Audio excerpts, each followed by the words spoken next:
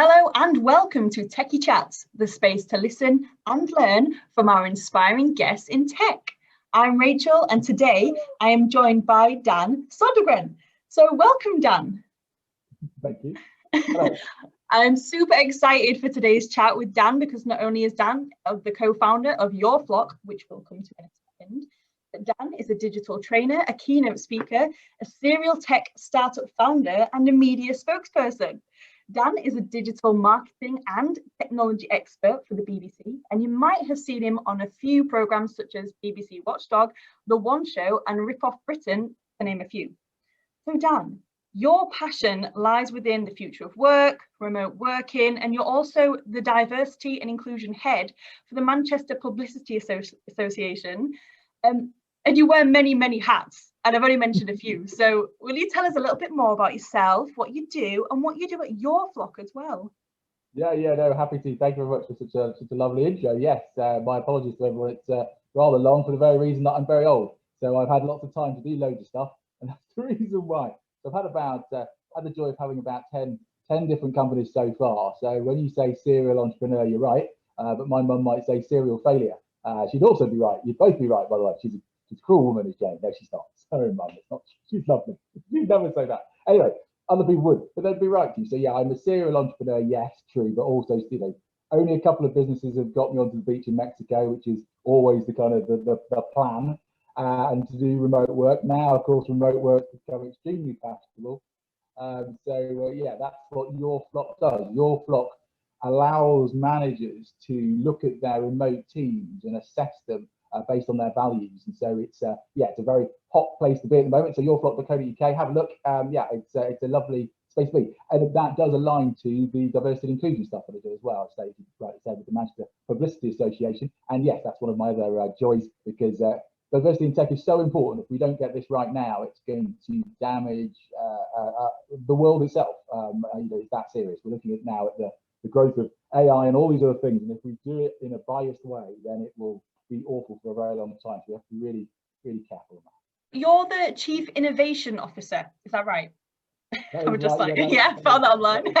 I'm the boy and the marketing guy and everything else. Yeah, absolutely. It's a startup, so there's only 4 of us. We've got a really strong board as well with 4 or 5 people and some great advisors. But I think Chief Innovation Officer is a nice way of putting it. So yeah.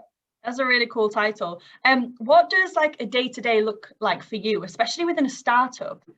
Yeah, I mean, I'm very lucky because I've had my own businesses. I've run my own businesses really from the age of 17. So I don't, apart from when I've worked with larger businesses, which I've also done, I've seen their cultures, and this is one of the motivations for YourFLOCK, in fact, was to be in some of these larger companies and realise that productivity. No wonder it costs £24 billion a year for the UK economy, because lots of people don't like work, and the future of work should be people who are engaged and productive, and it's going to have to be, because that's the thing. That's why I love working with startups and for startups and in startups, and why I start startups. I think I've said startups enough there. So yeah, I have the joy of day-to-day innovations officer. How can I put this a different way? Innovations officer is a new way of saying, really, I do all the bits and pieces together. So if you start talking about growth hacking, yes, we have to do that, of course. Product, yes. UX, yes. All these different bits all come under innovation. So it's not about necessarily finding something that, I've got to be careful with words, because we just got a really good grant from the Innovate UK. I've sort of gone for it about 10 times. First time we've got it with YourFLOCK, and it's also to do with the innovation inside using machine learning. So yes, that was part of what I was doing. But my day-to-day stuff's really looking at how people use YourFLOCK, the UX of YourFLOCK, what our marketing strategies are, and making sure that we are kind of ahead of the game and using data in a way that fundamentally makes us agile and gives our users a powerful customer experience.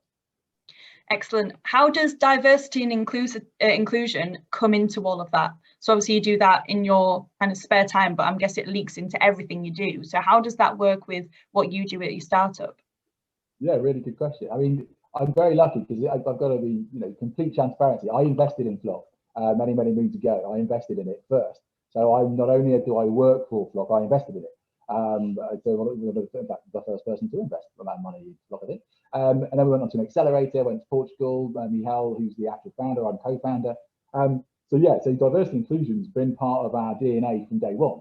You know, Michał is Polish, you know, first generation immigrant. Technically, you know, he came over, went to university here in Manchester, and started the business from what he learned there. So perfect. Second generation immigrant myself. You know, our board is 66% women on our board of advisory. You know, you take your average, which I think is 11% of women on board, which is appalling behaviour, and then you could, you know, ours is, you know, 5 times more. But the reason why ours is 5 times more is not just altruistic and not just because I wanted it to happen, but actually it's a better tech company. We'll make better tech companies because women are involved. I mean, you can see the numbers. It's astounding how much the VC environment is lagging behind the actuality in tech. You know, this is why we need more women in tech. But this is one of the key things about it is if you look at the productivity and you look at the economic gains from having a diverse board, you will make about 19% more. So it makes no sense to not have a diverse board. It makes no sense not to have diversity and inclusion because you'll make a better product and you'll be richer and you'll make more jobs and it will be more fun. And, you know, if life's not about, you know, having fun and changing the world, then, well, then I've been a dreadful old man and I've made a dreadful error for the last 30 years. So yeah, one of my key passion projects is about changing society and having social impact. So yeah, that's the reason why I do YourFLOCK and why I work with the MPA. And you're quite right, it is a voluntary thing with the MPA, but it's something that's very close to my heart. So I was doing some research on you, and you have been obviously on show, and it's okay.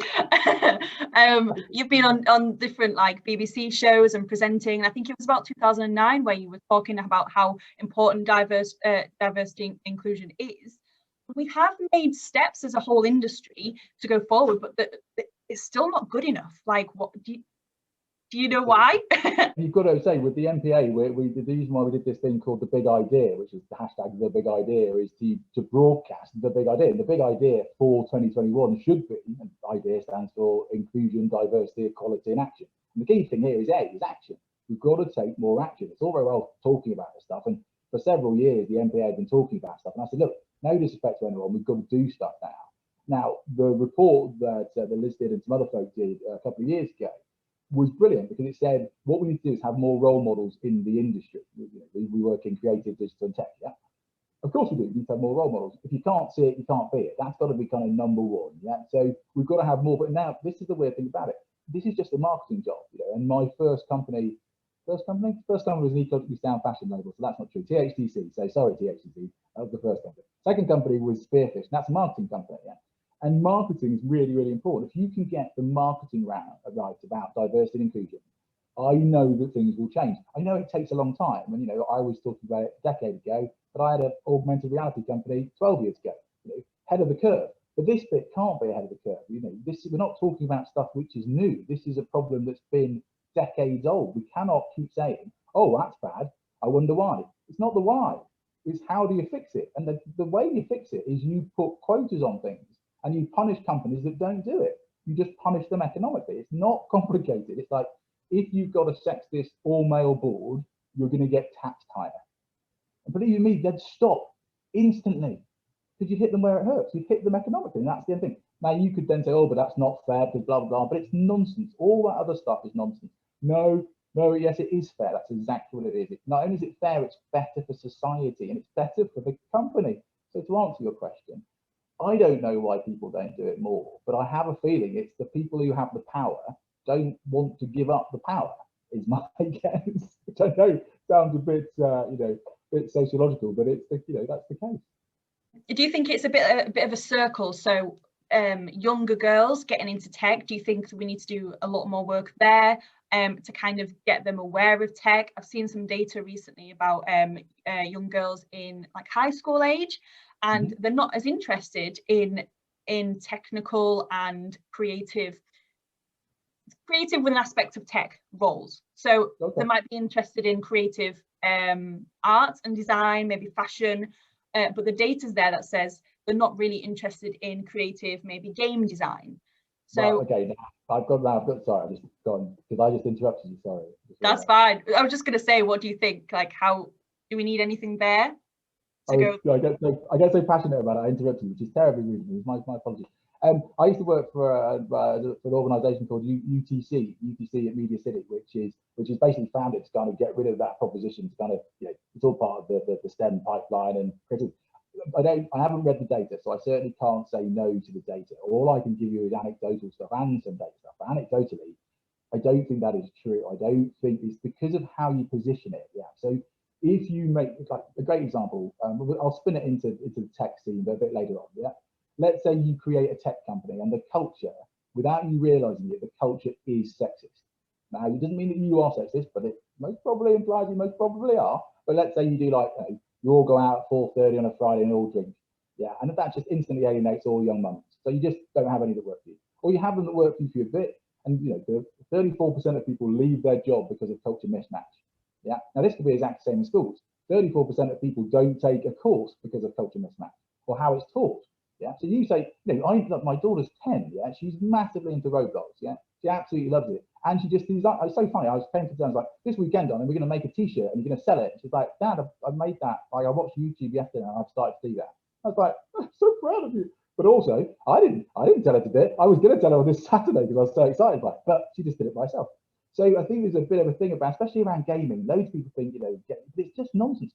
Casual gaming, and well, that's how old I am, we now call casual, but mobile gaming, esports, all this stuff, absolutely, it's more women that do this than men. It's because then you create this environment which everyone goes, oh, it's very blokey. And then women might be like, well, actually, I don't want to have to put up with this nonsense. So I'm just not going to get involved. And then they leave.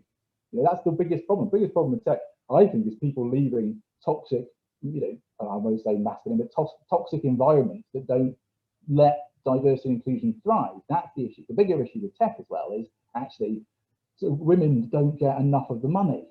The VCs don't get enough. I look at the lady from Bumble who was thrown out. She was ousted from Tinder, which she technically co-founded, and then made Bumble. So unlucky Tinder. They smashed it. So good on them. Yeah, but but you look at that and you think, okay, so why is that? So you look at VC funding. It's hugely important. So it's about, so I think it's something as ridiculous as about 2% of VC money goes to women. 2%. Now you then add on another layer of diversity and say black women. It's only like 0.2%. It's insanely, it's just insane. So it's not the fact that they don't want to run a tech company. It's the fact that if they try to, they don't get the money, and you cannot run tech companies without the money. So then people then go, oh, well, women don't really like running companies. Absolute nonsense. They make more money when women run companies. When women run countries, less people die of coronavirus. It's just basic stuff. That's why our board's 66% women. They're just better at that stuff, and they should be. But I'm now starting to sound sexist on the other side, so I'm not gonna. But that's the data. That's the thing. That is the data. So I don't know if it's because women don't want to. I think it's because society makes them feel uncomfortable when they do. Yeah. So you mentioned company culture in there, and you've worked with the likes of Virgin, Social Chain, BBC. Like, obviously, it's really important to get company culture right. Mm-hmm. How do people do that if they have no idea? Like, if they don't know that they've got a toxic environment, how do they? And people are leaving. Like, what do they need to do? Yeah, that is. Except for join YourFLOCK. yeah. First thing to do is they could remember, for YourFLOCK's great, but it's one part of the tech stack, and it's not the answer to. Because what you could, I've got to be really careful with words here, because YourFLOCK is designed to make sure you've got a very aligned team. So if you're all into teamwork, awesome, then you can get someone who's into teamwork, yeah. But it doesn't tackle much bigger issues. It can't do. It's just one piece. So if you're not doing engagement surveys and you're not asking the right questions of your staff, and you're not monitoring how people leave and why they leave, like ask your staff, why have you left? Because it was a terrible toxic environment. Oh, tick the box or cross the box, or oh, whoopsie daisy. You should have that feedback mechanism, by the way. That Block is not for that. But you can have things like I think they're called Tutu, it's now called Strive. There's culture shift. There's so many things that you can use. Literally, there's thousands of these things out there. And you can use technology to have these things. Now, you can just use Typeform and just ask, or just use your mouth and ask people questions when they're leaving. Now, you should have that. The exit interview is very massively important. Then it's about how do you recruit people. If you're recruiting people in a certain way, it becomes sexist and non-diverse. Now, you have to change. Now, to the deeper point, Rachel, really is, why aren't people changing? Because we've got the information that there's not it's not like, oh, what do we do? No, it's not a what, because we know what you should do. You know what I mean? Like, we do, really. You know, but if you don't know what to do, you know, follow the hashtag is the big idea, and every day we're giving out ideas. Our diversity and inclusion group in the MPA has like 17 people, because I started it and I was like, the first thing I can't say, look, I'm a black guy, therefore, oh, we're now diverse, because it's just awful. And also, I'm a bloke, so it's just ridiculous. Anyway, 60% of the people in the diversity group are women. Would love to get people from a disability environment, or from, you know, that's the hardest bit. Say another one from diversity and inclusion point of view is age. Age is another really strange one, you know, but it's the one that people don't talk about because it's so taboo. No one dares talk about it, you know, let alone socioeconomic backgrounds. You know, this is diversity en masse is massively important. So just to answer the thing, I think we know some of the things. Use technology, definitely. Use engagement loops. Get your exit surveys done. If you're a really small company, you know, have a chat with yourself, you know, because that's the reality. You know, if you're a bloke and you're white of a certain age, and you only recruit people who are your friends who are white and blokes of a certain age because that's who you like talking to, and that's kind of the reason why no women want to join your company and no black people do, because all white guys of a certain age. It's a bro culture, and if you set one up, then don't. You know, just like YourFLOCK. We haven't recruited a front end developer at the moment because we haven't got the right person yet. Who's the right diversity inclusion fit? Now, don't get me wrong. Loads of people would argue, but Dan, you're going to damage yourself economically, and what's, you know, blah blah blah blah. Yeah, but it's the point of principle, and I'll die for a point of principle. The point of principle is, we at YourFLOCK cannot raise the banner for diversity inclusion and then not be diverse and inclusive. So, you know, every tech company has it within them to hire more women. Stop lying and saying that you can't. I tell you another thing very quickly as well, just give a bit of a plug to Becky Taylor and the people at Tech Returners. You know, go and talk to tech returners as well. You know, we talk about a talent pipeline like there's no people in tech, there's women. No, it's nonsense. There's loads of people that you can employ. There's loads of people who are women who want to get back into tech. Tech returners is a place you can go, and that's where we are looking at the moment. So I hope that helps. I think as an industry as well, the excuses are getting smaller and smaller because we're going to remote working. You can hire from anywhere. That's the really exciting bit, isn't it? Because remote work, brilliantly put, remote work allows you to hire from everywhere. It means that you don't have anywhere to hide. You can't go, oh, but, because everyone can see through that. Then it goes down to what are your processes, what is your policies, and how do you do it. Remote work is going to smash open the world, which is why the big idea is for 2021, because we're not going to go back to the offices. And most people, it's really funny, I think Chris Hurd did some great work on this. It's 25,000 people, I think, was it 15,000? No, a large number of people did it on LinkedIn. I think it's something like 96% of people don't want to go back to the office full time. And I bet you could guess who the 4% are as well. I bet you could literally point them out and go, yeah, it's that guy there, it's that guy there, because it's the people that you wanted to leave the office because of, or want to go back and be in the office so they can bully people and be mean. But there you go. That's a different point. Yeah. Excellent, thank you. Cool. So, do you have anything you want to shout out about? Yeah, the big idea from the MPA, because it's a great MPA are one of the largest organisations in Europe, about 2,500 people. Just had the MPA awards the other day. Have a look at that stuff because it's awesome what Manchester's doing. So massive shout out today. But also because of our diversity and inclusion thing, they know that that's going to be big. So the big idea is hopefully going to be big this year. YourFLOCK, of course, go to yourflock.co.uk. And as a thank you to Rachel, what we'll do is we'll add a special link in there so it doesn't cost you any money to trial it out. And we'll honour that today. It's a special link for you. There you go. But yeah, they're the things. There's so much other stuff that's happening in the world that we really all got to get behind. Including the green tech environments, including things like, your smart cities, including the metaverse and Roblox and so many other things that we are literally on this cusp of the next industrial revolution. And it's such an exciting time to be in tech. So my biggest thing would be to say, if you even have the slightest inkling, and 99% of people should, that they want to get into tech, do so, because it's only with different people do we change the world. And one of my favorite quotes, and ironically enough, because I'm so egotistical, said by me in 2015. I said, what did I say? I remember now. Oh yeah. So with the right people and the right technology, you can take over the world. But with the wrong people and the wrong technology, that world takes over you. And I think that's where we are at the moment. We're at this cusp where remote work and the excitement of everyone getting back and making sure that companies are great places to work. Productivity could soar in this country, but it's only going to do it if everyone gets involved. And I do mean everyone. So diversity inclusion shouldn't just be a buzz term. It should be the way we live our lives from here on in. Absolutely, wholeheartedly agree with everything you just said. That is awesome. Thank you, Dan. Where can we find you online then? What are your socials? Oh, right. Yeah. Heck, if I'm not doing my job properly, then I'm terrible. You can find me on, in fact, some people try not to find me. You keep bumping into me all the time. That's what people say. But damn God, I keep bumping into you. It's just fine. It's probably my job. So just my name. So Dan dot. So Dan and then Sodergren, Sodergren. You can find me on Twitter. You can also find me on Twitter at UK Marketing Help, because that's the marketing training side of things that I used to do and still do now. You can find me on LinkedIn. Just type in my name, you'll find me. In fact, you can just Google my name and you should be able to find me. If you can't, then again, not doing a very good job of my SEO, but you've been able to find me for about 15 years, so hopefully you still can.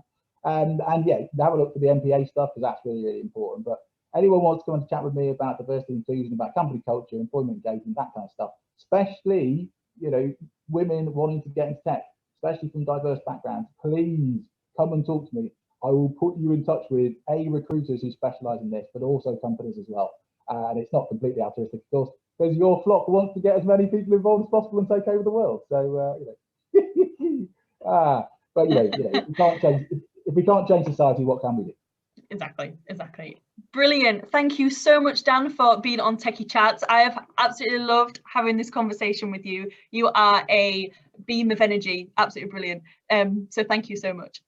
All links will be in description as well. Just wanted to throw that in. Sorry. No. I was just about to say, and thank you for a wonderful interview. That was great fun. Thanks so much.